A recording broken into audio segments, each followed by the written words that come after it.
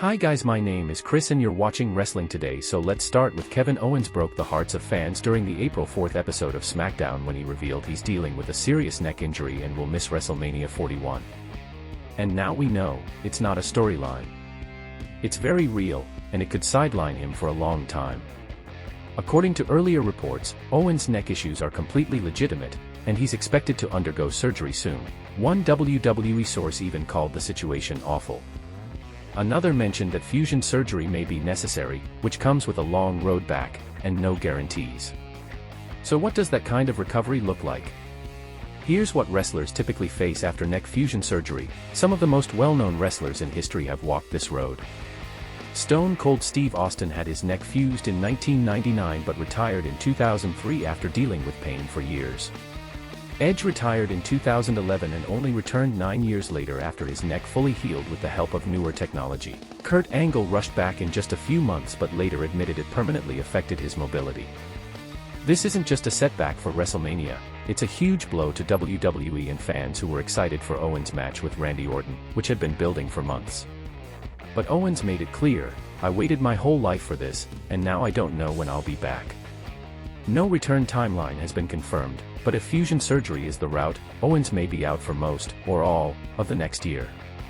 Do you think Kevin Owens should take the long road back, even if it means missing more time?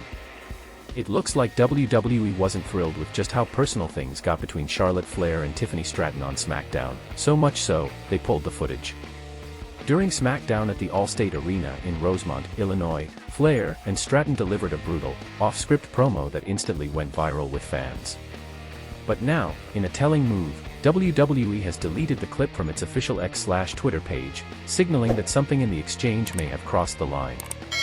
WrestleVotes previously noted that Charlotte and Tiffany said very little of what was in the rundown for them. Off-script quite a bit, and it definitely showed. Stratton torched Flair's legacy and personal life, saying, "Outside the ring you ain't the queen," and mocked her failed marriages with, "What is that, 0 and 3? Flair hit back with a dig about why Ludwig Kaiser is in your DMs, but WWE's decision to yank the footage suggests it may have gone further than they expected. The verbal brawl was meant to build toward their title match at WrestleMania 41, but it turned into something raw and unfiltered, and now it's clear not everything said had company approval. Charlotte Flair is scheduled to challenge Tiffany Stratton for the WWE Women's Championship at WrestleMania 41 in just 2 weeks, but fans are wondering if the shoot-style promo has caused some friction backstage. Was WWE right to delete the segment, or should they lean into the realism heading into WrestleMania? SmackDown was held at the Allstate Arena in Rosemont, Illinois. It marked WWE's return to the United States after an overseas tour, with the path to WrestleMania ongoing. CM Punk kicked off SmackDown in Chicago this week, and he received a huge welcome from his home city fans. This included Punk taking the camera from the operator and taking a pan of the crowd himself.